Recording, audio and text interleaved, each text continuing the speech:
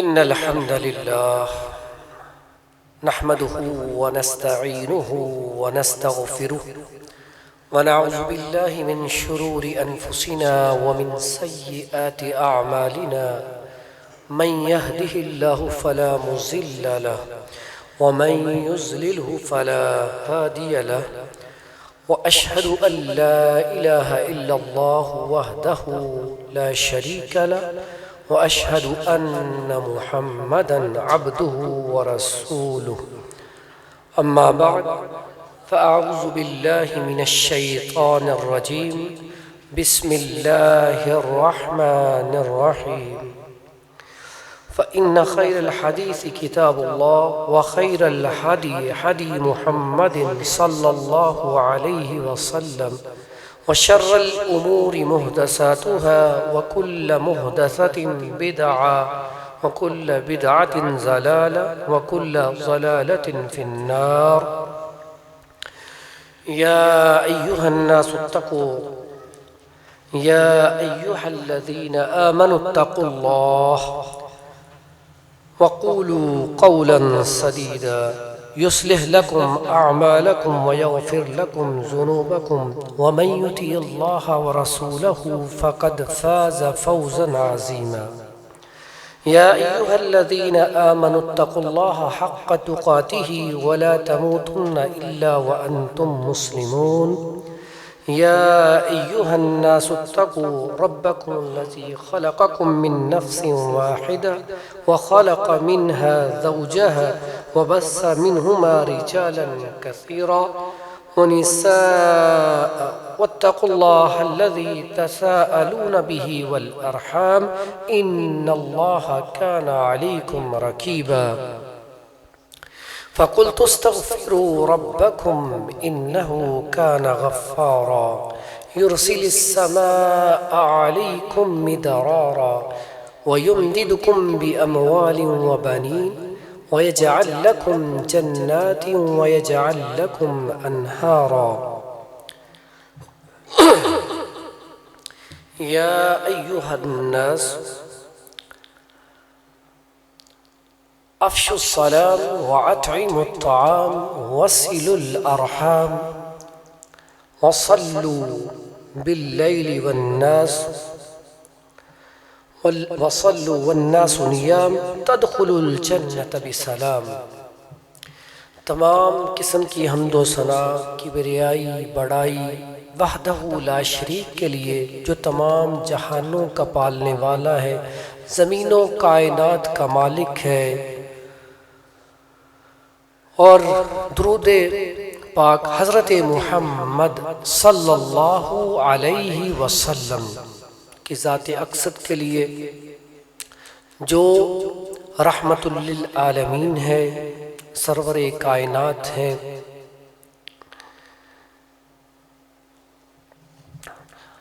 रमज़ान की आमद है, इंशाअल्लाह पूरी उम्मीद है कि इंशाअल्लाह हमें रमज़ान का महीना मिलेगा और उसमें हम इंशाअल्लाह इबादत करके रब को राज़ी करेंगे इंशाअल्लाह।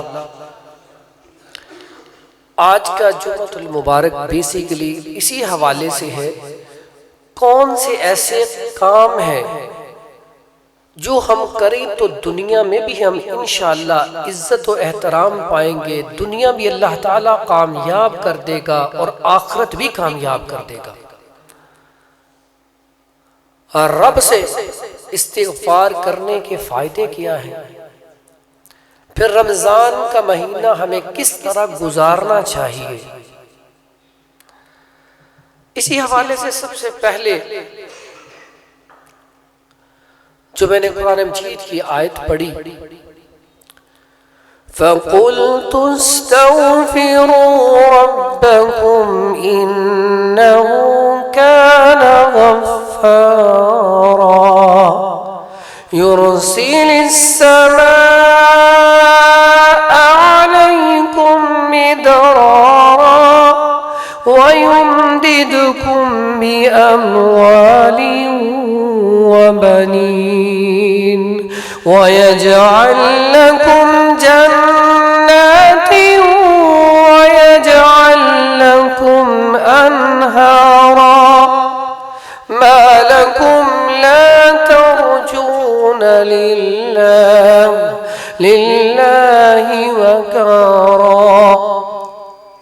आयत में रब हमें क्या कह रहा है।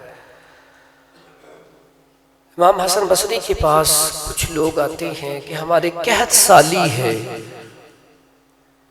वहां पे सब्जा नहीं हो रहा, कहत पड़ गया है, नेमतों में कमी आ गई है, लोग बेटी की नेमतों से भी परेशान हैं।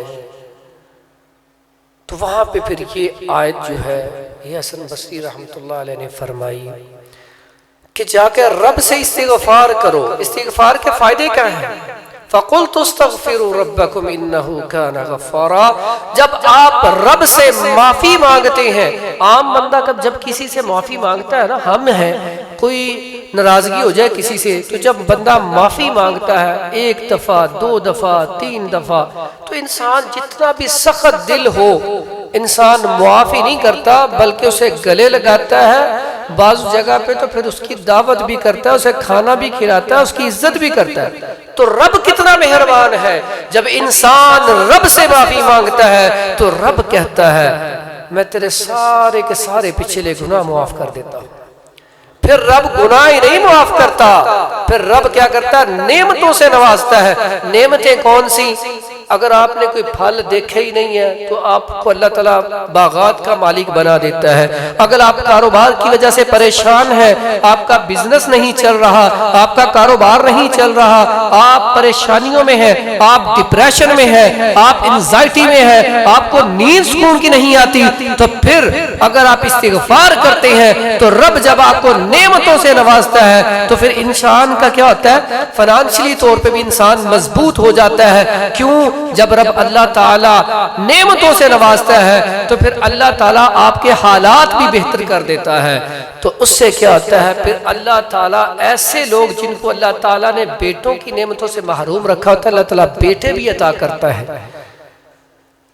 तो रब की नेमतें पाने का आम रूटीन में भी जब हम रब से माफी मांगते हैं तो रब इतना कुछ अता कर रहा है। फिर रमजान का महीना हो जिसके बारे में हदीस आती है कि दो एक ही तरह के लोग पूरी जिंदगी बसर कर रहे थे, एक उनमें से दुनिया से चला गया, दोनों नमाजी थे, तहज्जुद गुजार थे।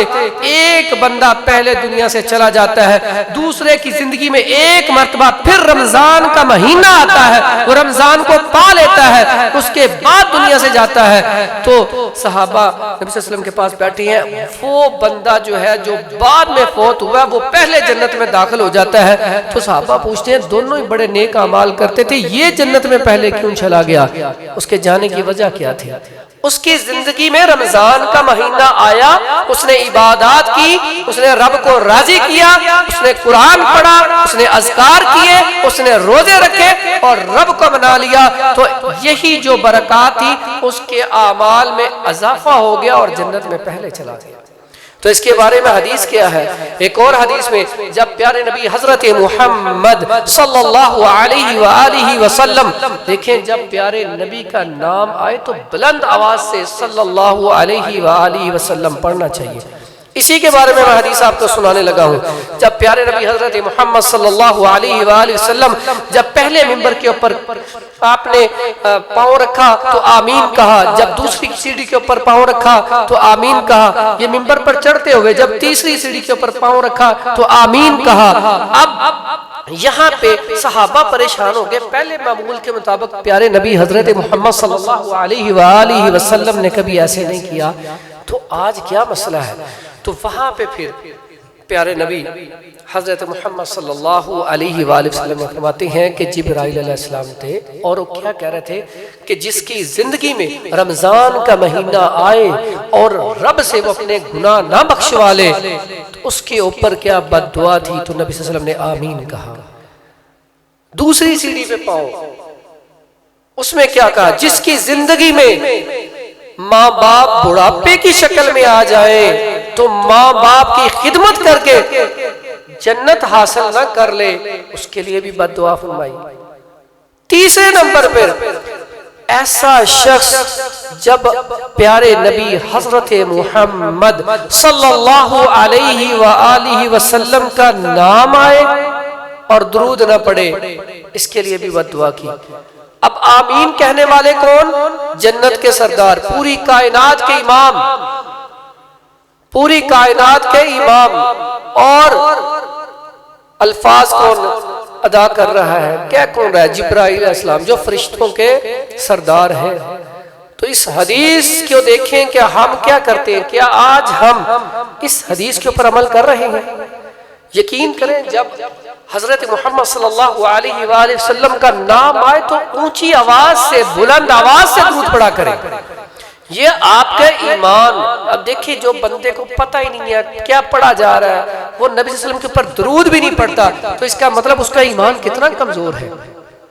तो यहाँ पे जो रमजान की बात चली थी, तो रमजान का महीना, अगर हम रमजान से पहले नमाजी नहीं थे, हम रमजान में नमाजी बन गए, अगर रमजान से पहले हमने चेहरे के ऊपर दाढ़ी नहीं रखी थी, रमजान में हमने रख ली, अगर रमजान से पहले हम बेईमानी करते थे, फराड करते थे, हमने छोड़ दिया, अगर बहनों का हक खाया था, बहनों से माफी मांग के उनको अदा कर दिया, अगर लड़ाइयां झगड़े कर दिए करते थे, छोड़ दी, अगर लोगों के साथ ज्यादती करते थे, वो छोड़ दी, तो फिर तो रमजान का महीना आपके लिए बड़ा अच्छा साबित हुआ। अगर रमजान आया, रमजान गुजर गया, लेकिन आप वहीं के वहीं खड़े हैं। जैसे लोग उम्रे पे जाते हैं, हज पे जाते हैं, वापस आते हैं, उसी तरह के उसी तरह अगर आप रमजान का महीना आप पा लेते हैं। देखिए, रमजान का महीना किसी की जिंदगी में 10 दफा आया, किसी की जिंदगी में 50 दफा आया, किसी की जिंदगी में 5 दफा आया। देखिए, हर बंदे की जिंदगी में तकरीबन रमजान का महीना आया।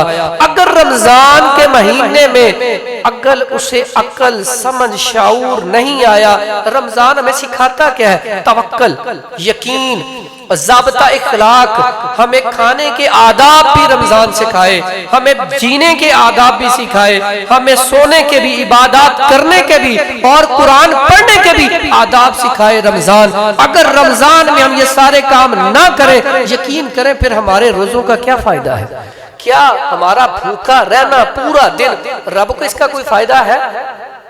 फिर अक्सर औकात में कहता होता हूँ, रमजान के महीने में लोग अक्सर बड़ी खुशी से बताएंगे, जी मैंने सारे रोजे रखे, रमजान में मैं सिगरेट नहीं पीता, मैं रमजान में झूठ नहीं बोलता, मैं रमजान के महीने में लोगों के साथ लड़ाई नहीं करता। तो मैं अक्सर कहता होता हूँ कि यार एक बात बताओ कि रमजान के महीने में रब और होता है, बाकी 11 महीने रब और होता है।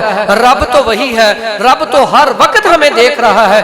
और अगर हम रमजान के महीने में सुधर जाते हैं, लेकिन रमजान के महीने के बाद सारे आमाल करने शुरू कर देते हैं, तो फिर हमारे ऊपर रमजान का रंग तो ना चढ़ा, फिर हमें रमजान का फायदा तो ना हुआ।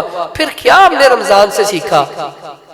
यहाँ पे आपको एक आदाब सिखाने लगा हूँ, अगर उसके ऊपर आप अमल करेंगे तो इंशाअल्लाह आपकी जिंदगियों में वाज़े फर्क नजर आएगा। जो मैंने शुरू में हदीस पढ़ी थी एक, वो हदीस बड़ी जबरदस्त हदीस है, इतनी प्यारी हदीस है। यकीन करें, सिर्फ और सिर्फ इस हदीस के ऊपर अगर आप अमल कर लेना, मैं दावे से कहता हूँ, गारंटी से कहता हूँ कि इंशाअल्लाह अल्लाह के हुक्म से अल्लाह आपकी दुनिया भी अच्छी कर देगा और आखिरत भी अच्छी कर देगा।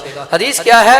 या अय्युहन्नास अफ़शुस सलाम व अतइमुत ताआम वसिलुल अरहाम वसल्लु वन्नासु नियाम तदखुलुल जन्नत बिसलाम।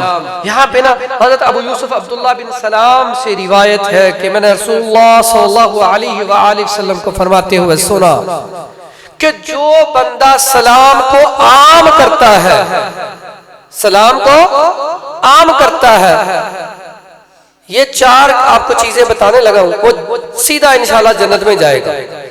सलाम को आम कैसे? अब्दुल्ला बिन उमर के पास आते हैं,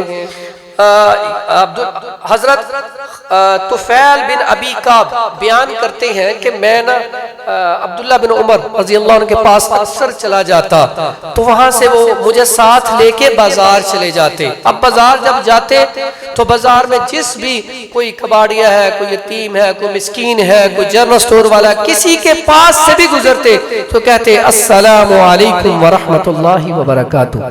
तो कहता है, मुझे कहते हैं कि चलाओ चलें, बाजार जाना है।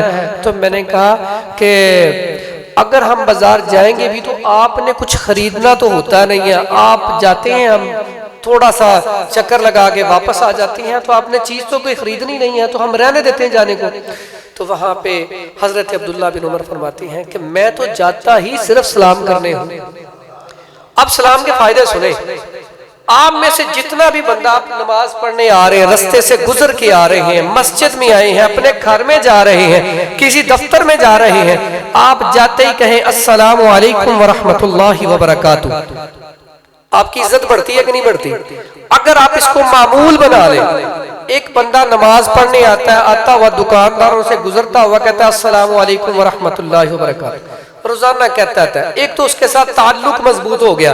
जब कोई हफ्ता 2 हफ्ते बाद वो छुट्टी करेगा ना, 1-2 दिन कहीं चला जाएगा या बीमार होगा, तो लाजमी वो अगले दिन पूछेगा या 2 दिन बाद, यार आप नजर नहीं आया 2-3 दिन से, तो कितना फायदा हुआ। लोगों को फिक्र होगी कि नहीं होगी उस बंदे की।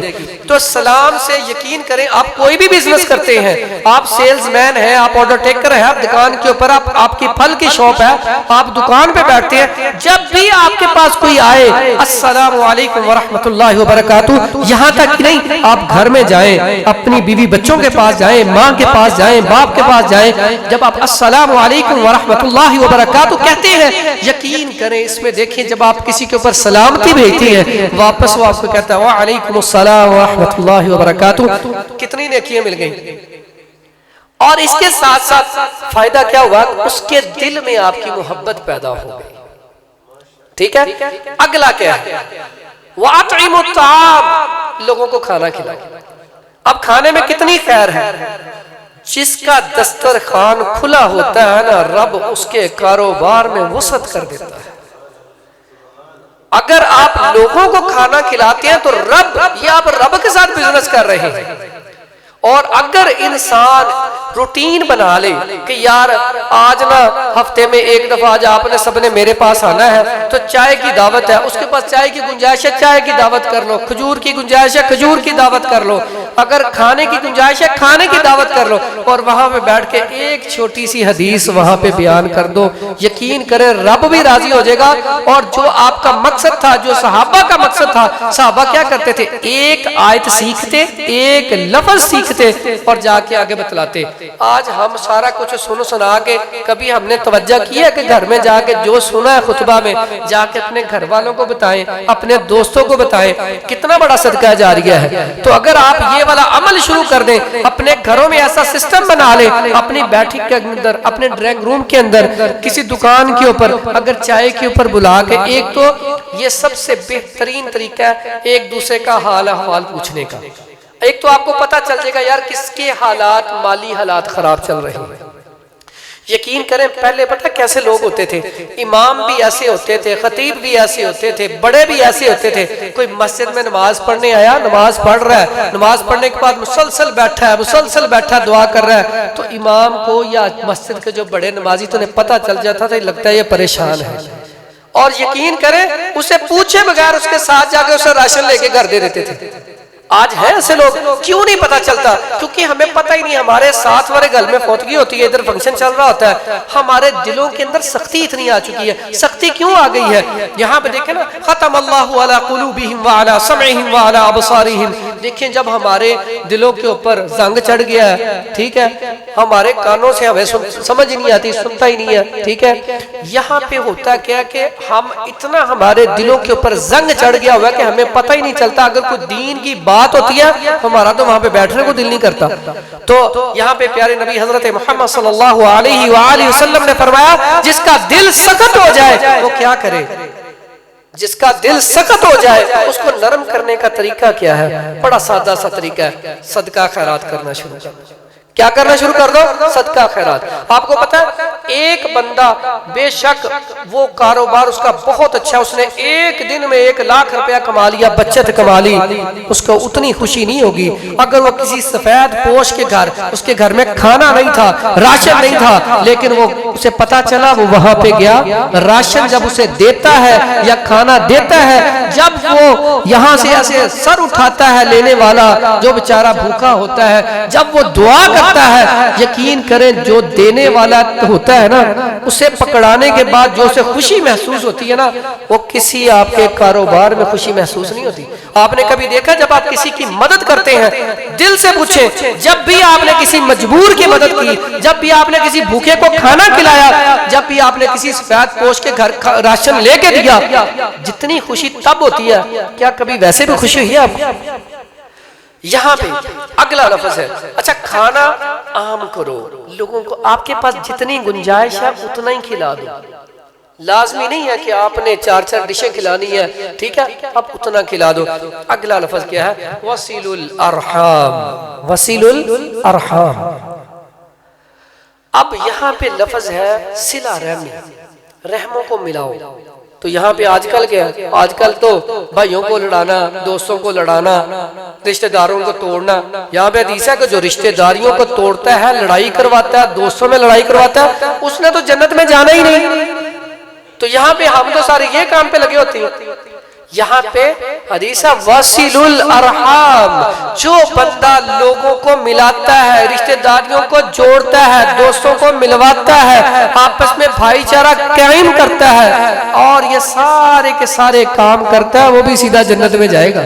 कितना बड़ा काम है, लोग इसको बड़ा मामूली सा काम समझते हैं। अगला है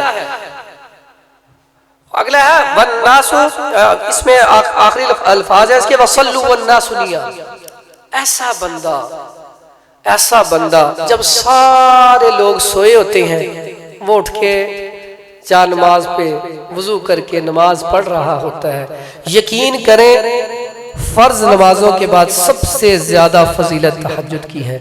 और तहज्जुद हम अक्सर दुनिया में देखते हैं, कई लोग ऐसे हमें उलमा, अल्लाह के वली ऐसे होते हैं, दिल करता है उनके पास बैठने को, उनके साथ सलाम लेने को दिल करता है, उनकी बातें सुनने को दिल करता है। वजह क्या होती है पीछे? वो तहज्जुद गुजार होते हैं। आप भी आज से तहज्जुद पढ़ना शुरू कर दें, आप दुनिया में इज्जत देखें। यकीन करें आप तहज्जुद पढ़ना शुरू कर दें, तहज्जुद, और ये सारे काम कर लें, यकीन करें आप देखेंगे कुछ ही अरसे में अल्लाह ताला आपको ऐसी इज्जतों से नवाजेगा कि आप हैरान हो जाएंगे, वाकई इतनी इज्जत। तो मेरे प्यारे भाइयों, यहाँ पे हमें ये 4 काम करेंगे तो मिलेगा क्या? 4 काम करने के बाद तदखुलुल जन्नत बिसलाम। प्यारे नबी सल्लल्लाहु अलैहि वसल्लम ने फरमाया, जो ये 4 काम कर लेगा सीधा जन्नत में जाएगा इंशाअल्लाह, सीधा जन्नत में जाएगा। करेंगे ना इंशाअल्लाह। यहाँ पे एक चीज मैं इसमें 4 कामों में बड़ी जरूरी चीज है कि हम नमाज पढ़ते हैं, कुरान पढ़ते हैं, अज़कार करते हैं। अच्छा, हम जब नमाज पढ़ते हैं तो क्या हम खुशू खुजू के साथ पढ़ते हैं? नमाज में हदीस है ना कि नमाज बंदा इस तरह पढ़े जैसे रब के साथ कलाम कर रहा है। तो जब आप नमाज पढ़ते हैं, मेरे पास एक वाकया है बड़ा जबरदस्त किस्म का। एक ना वो जमात जो दावत देती है, वो बाहर का मुल्क था, इंग्लैंड में वो दावत दे रही थी। जब वो दावत दे रही थी तो वो वहाँ पे नमाज पढ़ रहे थे। नमाज पढ़ते हुए ना कुछ वहाँ पे वो होती हैं जो बाकी कम्युनिटी है, वो लोग देखना शुरू हो गए कि ये क्या कर रहे हैं। तो उसमें ना कुछ लोग ऐसे होती हैं जो पूछते हैं आप क्या कर रहे थे। तो जब नमाज खत्म हुई, जो दीन की दावत दे रहे थे चंद साथी हमारे, तो वो उन्होंने जब सलाम फेरा तो वो आगे पूछने लग गए कि आप क्या कर रहे थे। तो आगे से जो दावत देने वाले साथी थे वो कहते कि हम ना रब से बातें कर रहे थे। तो वो कहता मुझे भी बता दो क्या बातें कर रहे थे। तो उन्होंने आगे से शुरू कर दिया, अल्हम्दुलिल्लाह रब्बिल आलमीन अर्रहमानिर रहीम। कहता मुझे अरबी नहीं आती, मुझे इंग्लिश में बताओ क्या पढ़ रहे थे, रब के साथ बातें क्या कर रहे थे। अब वो आगे मालिक यौमिद्दीन पढ़ना शुरू कर दे। वो कहता नहीं मुझे इंग्लिश में बता दो, अगर ट्रांसलेट नहीं है तो हमारे पास बंदा है वो उर्दू में बता दो। अब उसे तर्जुमा तो आता नहीं। अब वो आगे से क्या कहती हैं जो सुनने वाले थे, वो कहते हैं हमने आधा घंटा आपका वेट किया, आपको तो खुद नहीं पता आप रब के साथ बातें क्या कर रहे हो, तो हमें क्या समझाओगे आप। यहाँ पे जितने भी साथी बैठे हैं, कभी सोचें जब हम नमाज पढ़ते हैं सबसे पहले हम पढ़ते हैं सुब्हानक अल्लाहुम्मा व बिहम्दिका, पाक है तू ऐ रब, ठीक है। अब यहाँ पे एक दुआ दूसरी, अल्लाहुम्मा बाइद बैनी व बैन खताया, कि अल्लाह मुझे गुनाहों से इतना दूर कर दे जितना मशरिक से मगरिब। स्टार्ट हमने यहाँ से लिया, आगे हम पढ़ते हैं आऊज़ु बिल्लाहि मिनश शैतानिर रजीम, अल्लाह मैं तेरी पनाह में आता हूँ शैतान मरदूद से। अब हमें खुद को नहीं पता हम रब से क्या बातें कर रहे हैं। कितने साथी बैठे हैं, कितने लोगों को तर्जुमा आता है, स्वाय चंद बंदों के। तो यहाँ पे ये एक आपको यहाँ पे एक नुक्ते की चीज़, एक वजीफा भी बताता जाऊँ। मेरे पास अक्सर रूहानियत के हवाले से लोग आते हैं दम करवाने के लिए, जी जादू हो गया, तो ऐसे मामला। तो मैं अक्सर औकात पहला जो लफ्ज़ कहता हूँ ना कि आपने कसरत के साथ चलते फिरते उठते बैठते आऊज़ु बिल्लाहि मिनश शैतानिर रजीम ये पढ़ना है। अब जब आप बार बार ये लफ्ज़ दोहराती हैं, अल्लाह मैं तेरी पनाह में आता हूँ शैतान मरदूद से, अल्लाह मैं तेरी पनाह में आता हूँ शैतान मरदूद से, तो जब आप बार बार पढ़ी जाएंगे तो जब रब अपनी पनाह में ले लेगा तो शैतान तो आपके ऊपर उसका कोई वार चलना नहीं, तो आपके ऊपर जादू हो सकता नहीं, कोई जिन्नात आएंगे नहीं, कोई आपका बाल भी बेका नहीं कर सकता। कसरत से पढ़ के देखें। उसके बाद आगे हम पढ़ते हैं बिस्मिल्लाहिर्रहमानिर्रहीम, शुरू अल्लाह के नाम से जो बड़ा मेहरबान नहायत रहम वाला है। आगे हम जब सूरह फातिहा शुरू करते हैं तो हम रब से बातें अब क्या कर रहे हैं। अगर हमें इन बातों का पता हो, यकीन करें आपकी नमाज में वो लज्जत आएगी, खुशू खुजू आएगा, फिर ये आपको पता चलेगा ना हम रब के साथ क्या क्या बातें करके आए हैं। नहीं तो नमाज पढ़ी, नमाज में अपना हिसाब किताब किया होगे, फिर नमाज हमारी कैसी होनी है। फिर नमाज जब आप जल्दी में पढ़ेंगे, आपको पता ही नहीं, तर्जमा ही नहीं पता, तो फिर हमारी इबादत का फायदा क्या। आगे आपको यहाँ पे बताता हूँ, एक यहाँ पे एक लफ्ज बताता चलूँ। अक्सर हम कोई किताब पढ़ते हैं ना, कोई भी किताब, हम कहीं किसी जगह चले जाते हैं मेहमान, तो उनकी लाइब्रेरी के पास हम बैठे हैं या लाइब्रेरी में बैठे हैं या ड्राइंग रूम में, वहाँ कोई किताब पड़ी हो, हम उनसे कहते हैं किताब हमने चेक करनी है, या वैसे उठा के पकड़ते हैं। अगर तो वो किताब हमें पता हो तो हम उसको पढ़ते हैं, अगर मुश्किल हो तो हम क्या करते हैं, बंद करके रख देते हैं। ऐसे ही है। अब कुरान मजीद भी हम क्यों नहीं पढ़ते, हमें उसकी समझ ही नहीं है। समझ हो तो पहले क्या हमारी माएँ कुरान मजीद की जो सूरतें हैं, उनके तर्जुमे हैं, उनके वाक़यात हैं नबियों के, वो सुना सुना के नहीं सुलाती थी बच्चों को, तो बच्चे भी फिर दीनदार होते थे। तो कुरान को जब हमने समझा ही नहीं, अफला यतदब्बरुनल कुरान, ये तो समझने वाली किताब थी ना, तदब्बुर करने वाली किताब थी, तो हमने इसको समझा ही नहीं। जब समझा नहीं तो फिर हमारे लिए इतनी मुश्किल है कि आजकल हमने अच्छे अच्छे खूबसूरत गुलाफों में डाल के ऊपर रख दिया, संभाल के पढ़ते हैं ही नहीं। यकीन करें मेरे पास डेली कितने मरीज आते हैं, कितने मरीज आते हैं। ये अलामा साहब ने मुझे जब कहा ना, रब्बानी साहब ने कि आपने जुम्मा पढ़ाना, मैंने कहा मेरे पास तो बड़ा मुश्किल होता है, टाइम निकालना ही बड़ा मुश्किल होता है कि टीवी चैनल्स के ऊपर और मतलब पे आप खुद ही हालात देखते हैं। कहता नहीं आपने, अलामा साहब कहते आना है। ये मेरे भाइयों की तरह, छोटे भाइयों की तरह, क्योंकि क्लास फेलो भी हैं, हम इकट्ठे पढ़े हैं, तो मैंने कहा ठीक है मैं इंशाल्लाह पहुंचूंगा। तो मैं ना यहाँ पे एक बात बताता चलूं कि देखें हम लोग वहां पे बैठे ना, अलामा साहब को एक बात बताई मैंने, यहाँ पे जो भी मरीज आता है सबसे ज्यादा मरीज इस तरह है परेशानी के, एंजाइटी, डिप्रेशन, खौफ, टेंशन, परेशानी, इसकी वजह से स्टमक खराब है, इसकी वजह से बहुत सारा बिगाड़ है। तो मैंने कहता हूँ सुकून हासिल करना है तो सुकून किस में है, दवाई तो आपको दे दी, लेकिन सुकून रब ने किस में रखा है, दवाई की भी शिफा किसने देनी, रब ने। मैंने तो कोशिश की, लेकिन इसके साथ आपने करना क्या है, एक तो आपने कुरान मजीद के ऊपर से देख के उंगली रख के रोजाना का एक सफा पढ़ना शुरू कर दो। जब आप आओगे हफ्ते बाद या 15 दिन बाद अपनी तबीयत देख लेना, तो अल्हम्दुलिल्लाह यकीन करें बहुत सारे मरीज इसी से ठीक हो जाते हैं, क्योंकि जो कुरान से दूरी है रब नाराज है, नमाज से दूरी है रब नाराज है। तो जब उन्हें कहा जाता है कि आपने नमाज नहीं छोड़नी, यकीन करें जब जितने भी मैंने मरीज देखे, जब वो नमाज कुरान खुशू खुजू के साथ पढ़ना शुरू करते हैं, रब उन्हें शिफा दे देते हैं। कई लोगों से रब नाराज होता है, वो हकीमों के पास, डॉक्टरों के पास ही शिफा ढूंढते फिरती हैं। मैं कहता हूँ अल्लाह के बंदे, तुझसे रब नाराज है, पहले रब को बनाओ, फिर हम जो भी दवाई देंगे फिर उसका रिजल्ट आएगा, फिर आप ठीक होंगे। यहाँ पे सूरह फातिहा, जो हम रब से बातें करते हैं मस्जिद में, रब में बातें क्या करते हैं मस्जिद में रब से? अल्हम्दुलिल्लाहि रब्बिल आलमीन। तमाम तारीफें किसके लिए? उस रब के लिए। कौन रब? जो तमाम जहानों का पालने वाला है, जो तमाम जहानों का पालने वाला है, पूरी कायनात का रब है। आगे हम क्या पढ़ते हैं? अर्रहमानिर रहीम, बड़ा बड़ा मेहरबान, बड़ा रहम करने वाला, बड़ा ही रहमान है, बड़ा रहीम है। आगे हम पढ़ते हैं मालिक यौमिद्दीन। मालिक है कौन से दिन का? क़यामत के दिन का। अब ये बात ज़हन में रखो, आज किसी के साथ बेईमानी करोगे, फ्रॉड करोगे, दो नंबरी करोगे, किसी का हक खा लोगे, कोई जाबर हुक्मरान है तो ज्यादतियां कर रहा है, कोई SHO लग गया तो कोई SP लग गया, कोई DSP लग गया, कोई भी ओहदा आपके पास आ जाता है। आज यही होता है ना, किसी के पास ओहदा आ जाए तो वो अगले बंदे को बंदा ही नहीं समझता।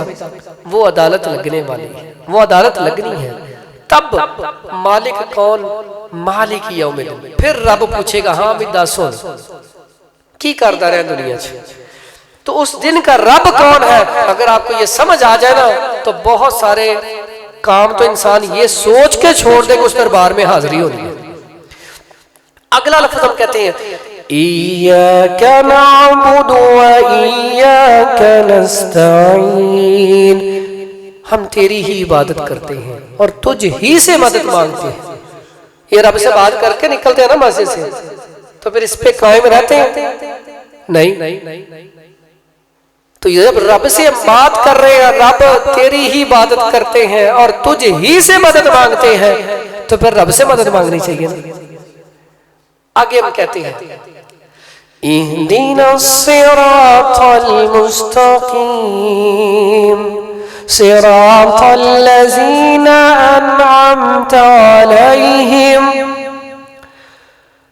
हम इहदिनस सिरातल मुस्तकीम जब पढ़ते हैं, रब से क्या दुआ करते हैं? अल्लाह सीधा रास्ता दिखा दे, अल्लाह सीधा रास्ता दिखा दे। और रब से मांग के जा रहे हैं, मांगते हैं, कोशिश नहीं करते सीधे रास्ते पे चलने की। उसके बाद सिरातल लज़ीना अनअमता अलैहिम, रास्ता उन लोगों का जिन पर तूने इनामात की बारिशें की, ना कि उन लोगों का जिन पर तेरा गजब हुआ। देखें, सिर्फ सूरह फातिहा पढ़ी। सूरह फातिहा को क्यों कहा गया उम्मुल कुरान, उम्मुश शफा क्यों कहा गया?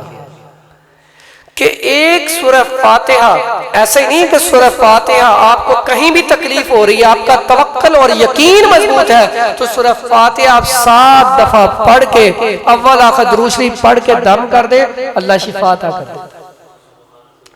अब यहाँ पे जब मैंने कहा इय्याका नअबुदु व इय्याका नस्तईन, यहाँ पे देखें मदद हम मांगते हैं।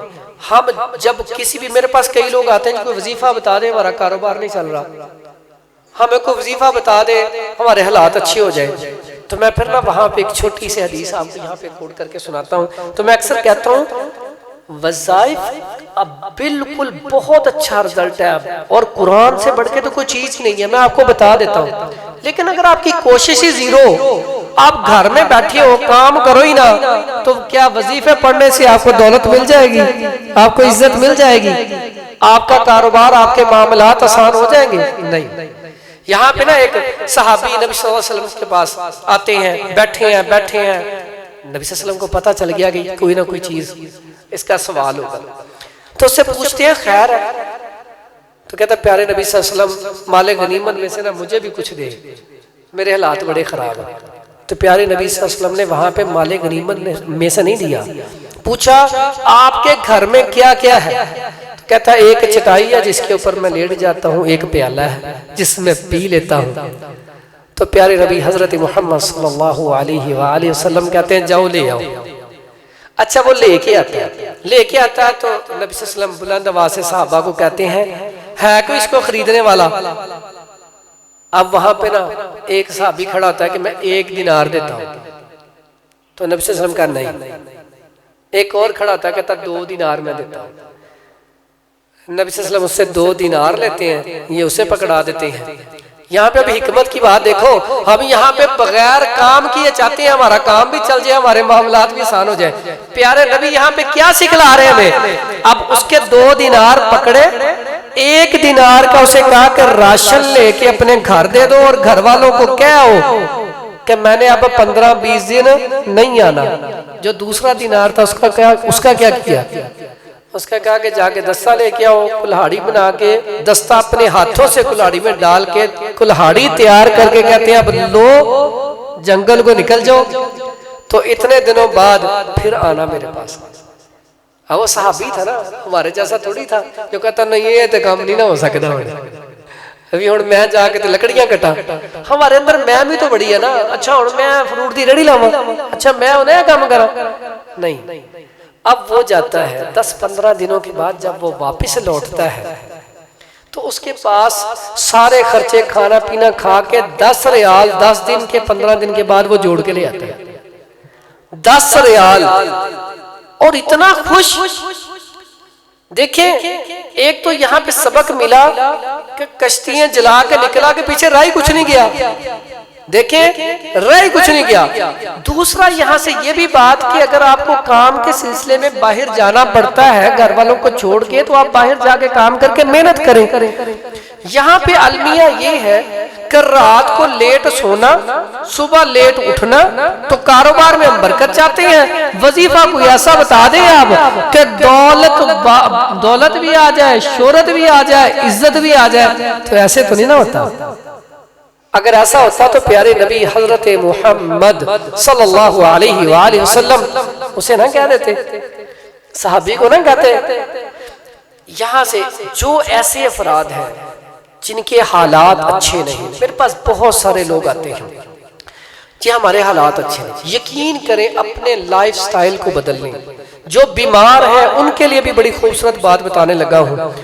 जो बंदा अपने काम खुद करता है वो जल्दी बीमार नहीं होता, क्योंकि उसकी बॉडी वर्क करती रहती है। पहले लोग क्यों नहीं बीमार होते थे? वो चलते बहुत थे, कोई भी काम अपने हाथ से करना पसंद करते थे। आज तो यकीन करें जिस बेड के ऊपर खाना खाते हैं वहीं बच्चे पानी, वहीं चाय, वहीं उधर ही सो जाते हैं। तो क्या आपकी बॉडी में ताकत आएगी? नहीं आएगी। हम अपने काम खुद करना शुरू करेंगे तो हम फिट रहेंगे। रमजान के महीने में अक्सर लोग आते हैं जी रमजान का महीना आ रहा है, तो अक्सर लोग मुझे रमजान के बाद जब आते हैं तो उनका वजन बढ़ा होता है। हालांकि रमजान तो आया था हमारी तरतीब सीधी करने। देखिए, हम अक्सर मुहावरा सुनते हैं, अल्लाह 2 वक्त की रोटी दी जाए ना बस कौन दी तब बड़ी है। लेकिन खाना 3-3 टाइम 4-4 टाइम खाते हैं। खाना 2 टाइम खाया करें। उसमें देखिए रमजान आता हमारी तरतीब सीधी करने, लेकिन रमजान में भी हम इतना खा लेते हैं, खसूसन अफ्तारी के वक्त इतना खाते हैं, तरावी नहीं बढ़ी जाती। और तरावियां पढ़नी इतनी जरूरी है। देखिए, रमजान और कुरान कितना गहरा ताल्लुक है। कुरान कब नाज़िल हुआ? लैलतुल कद्र में। और जो बंदा कुरान, मैंने ये आजमाया इतने सालों में, आपको एक नुस्खा बता के जा रहा हूं। जो बंदा डेली कुरान पढ़ता है ऊपर से देख के, खास करके जो हाफिज है तो वो तो पढ़ सके, आम बंदा मोबाइल पे नहीं कुरान पे हाथ रख के डेली कुरान मजीद पढ़ता है, डेली नमाज नहीं छोड़ता, बेईमानी फराड नहीं करता, मैं अल्हम्दुलिल्लाह से मैं ना ये पक्की, क्योंकि कितने लोग मेरे पास आए और कितने ठीक हो गए। वो ये काम कुरान पढ़ना शुरू कर दे, 41 दिन के बाद अपने हालात देख ले, उसका कारोबार देख ले। हमने रब से दूरी इख्तियार की हुई है। यहाँ पे दूरी तो दूरी, कितनी दूरी, एक आपको बात यहाँ पे बतलाता चलो। आप में से कितने ही लोग बैठे, मेरा ख्याल है कि सब ने जनाजे पढ़े होंगे। मेरे ख्याल में किसी ने कोई, किसी की उम्र 10 साल है, किसी की 20, किसी की 50, किसी की 60, किसी ने अपने भाई का जनाजा, किसी ने बेटे का, किसी ने दोस्त का, किसी ने वालिद का, किसी ने चचा का जनाजा पढ़ा होगा। अब इंसान के ऊपर आखिरी हक मुसलमान का मुसलमान के ऊपर क्या है कि उसके जनाजे में रो रो के दुआ मांगे है। तो यहाँ पे हमारा अलमिया क्या होता है मैंने कितने ही जनाजे ऐसे पढ़ाए हैं, जब जनाजे में मैं खड़ा होकर पूछता हूँ ना नमाज जनाजा किस किस को याद है, तो चंद हाथ खड़े होते हैं। तो जब मैं एक को कहता हूँ ना आप सुनाएं, तो जो खड़े होते हैं उसमें से काफी सारे नीचे हो जाते हैं। हम बतौरे मुसलमान देखें, जब हम किसी के जनाजे में जाते हैं, उसका हक था उसके लिए दुआएं करते। हमने उसके साथ क्या किया? फ्रॉड। क्या फ्रॉड किया? जनाजे में गए हैं, हाथ बांध के खड़े हैं, दुआ मांगी नहीं, वापस आ गए। तो क्या आप में से किसी ने अपने बेटे का, भाई का, वालिद का जनाजा पढ़ा होगा? दिल से बताएं, जिसको जनाजा ही नहीं याद, क्या किया होगा उसने? उसके लिए दुआएं की होगी? नहीं ना की होगी। तो क्या आप अपने लिए ये समझते हैं कि जब हम मरेंगे तो हमारे साथ ऐसा नहीं होगा? और भाईजान आप लोगों के साथ फ्रॉड कर रहे हैं तो आपके साथ भी फ्रॉड ही होना ना। जब आपने मरना है, सबसे बड़ी नसीहत क्या? हमें मौत तो आनी है। जब हमें मौत आएगी, हमारा जनाजा लोग पढ़ेंगे, तो उन्हें जनाजा नहीं याद होगा, तो क्या आपके लिए दुआएं करेंगे? तो यहाँ पे तो है जो 40 मोमिन मुत्तकी परहेजगार दुआ कर दे तो अल्लाह ताला उसको बख्श देता है। तो आज से वादा करते हैं सारे रमजान के महीने में नमाज जनाजा याद करेंगे। मैं अपना चूंकि मेरा मतलब करीबी है, तो मैं वहां पे हर रमजान अफ्तारी भी लोगों की करवाता हूँ। सिर्फ और सिर्फ वहां पे मैंने याद क्या करवाना होता है? नमाज और नमाज का तर्जुमा और नमाज जनाजा, गुस्ल वाजिब, गुस्ल करना किस तरह, और मैयत को कैसे गुस्ल देना है। मेरे पास ऐसे केस आते हैं, मैं हैरान होता हूँ कि बच्चों को PhD करवा ली, बच्चों को डॉक्टर बनवा लिया। एक ऐसे दोस्त मुझे हैरानगी हुई जब मुझे उन्होंने बुलाया कि यार आप बताना जरा, गुस्ल देना है, तो मैयत पड़ी हुई है, गुस्ल देने वाला कोई नहीं। डूब मरने का मकाम नहीं है, वालिद फौत हो और उसे नहलाने का तरीका ही नहीं आता, PhD कर लिया, पैसा, बिजनेस, बंगला, गाड़ी बना ली है। हम अपने बच्चों को क्या तालीम दे रहे हैं?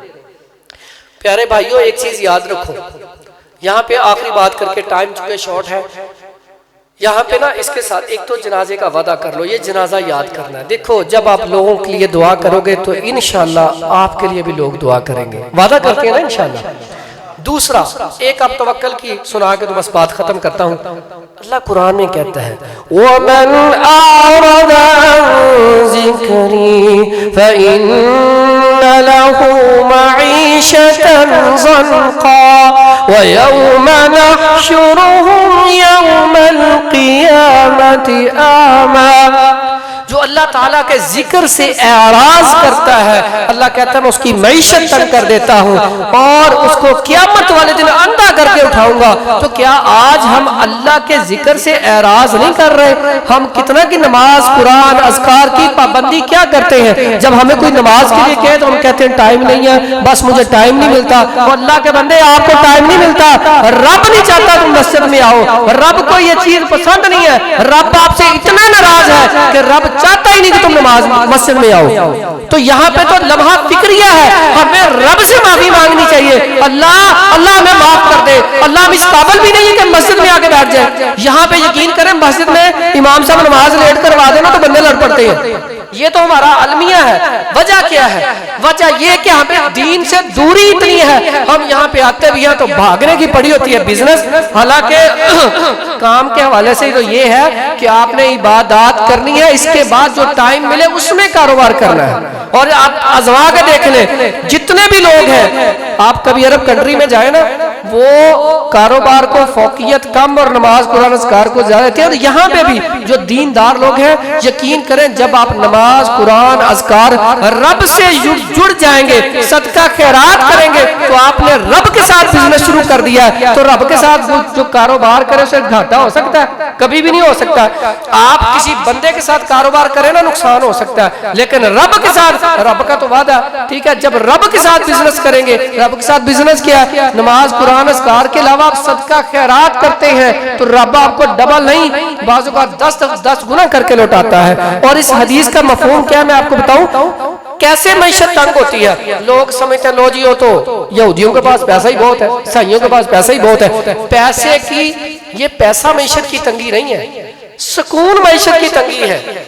छोटी सी मिसाल देता हूँ, आपके पास आप बैठे हैं, आपको मैं कह दूं यार ये 10 लाख रुपए आपको मैंने दे दिया, आप अच्छे खासे बैठे थे, नमाज पढ़ रहे थे, कुरान पढ़ रहे थे, अब आपके दिल में क्या पता क्या ख्याल शुरू हो जाएगा फौरन ही, यार ये कोई निकाल ना ले, यार 10 लाख आ गया, मैं प्लाट लूं, मैं मोटरसाइकिल लूं, मैं मोबाइल लूं, मैं इसका क्या लूं, यानी कि टिकटिकी लग गई।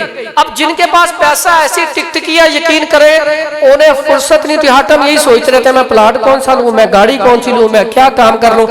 उनके अंदर खुशू खुजू रहेगा नमाज का। मईशत की तंगी है, जो लोग, कई लोग बेचारे दिन रात काम करते हैं, पूरी नहीं पड़ती, तो कई बेचारे, तो कई जो है ना अल्लाह के बंदे, वो 6 घंटे भी काम करे तो अल्लाह ताला इतनी बरकतें डाल देता है। आप देखते हो कईयों की सैलरी लाखों में है लेकिन कर्जे के नीचे है, लेकिन कईयों की हजारों में है लेकिन खुशो खुर्रम है। तो यहाँ पे अल्लाह का जिक्र जो है, आपने कभी देखा अल्लाह का वली हो और वो पुरस्कार मौत मर जाए, लेकिन आप माइकल जैक्सन को देखें, आप यहूदी लाबी को देखें, कितने ऐसे पुरस्कार वाकयात है, पता ही नहीं कैसे मरे, खुदकुशी कर लिया, कई वैसे पुरस्कार तौर पे मर गए हैं। क्यों? Anxiety, depression. मुझे पता है मेरे पास यूके, ऑस्ट्रेलिया, कनाडा, पता नहीं कहां कहां से मरीज आते हैं, पैसा है, सुकून नहीं है, इतनी इतनी दवाइयां खा के सोते हैं। आप तो अल्लाह के बंदे थके होते हो, आपको पता ही नहीं होता नींद कहां पे किस टाइम आ जाती है। वजह क्या? सुकून है, टेंशन नहीं है। तो प्यारे भाइयों, जिक्र से एराज नहीं करना। आज सारे वादा करो इंशाअल्लाह, चलते फिरते उठते बैठते, आपको एक मैं वजीफा बताने लगा हूं, पढ़ेंगे उसमें चारों चीजें आ जाएंगी। और वो वजीफा कौन सा है? ला इलाहा इल्लल्लाह, ला हौला वला कुव्वता इल्ला बिल्लाह, अस्तगफिरुल्लाह, अल्लाहुम्मा सल्ली अला मुहम्मद व अला आलि मुहम्मद। इसमें ला इलाहा इल्लल्लाह अफजलुज जिक्र आ गया, ला हौला वला कुव्वता इल्ला बिल्लाह जन्नत का खजाना आ गया। आगे इस अस्तगफिरुल्लाह, इस्तिगफार की मैंने फजीलत बताई, इस्तिगफार आ गया। उसके बाद दुरूद इब्राहिम की फजीलत आपको पता, जो बंदा कुछ ना मांगे सिर्फ दुरूद ही पढ़ता रहे तो अल्लाह ताला सारी ख्वाहिशें पूरी कर देता है। इसको आपने इंशाअल्लाह, ये अगर सारा कलिमा मिला के कोशिश किया करें, 200-300 मरतबा डेली पढ़े, अल्लाह ताला आपके मामलात को आसान कर देगा। वमा अलैना इल्लल बलागुल मुबीन।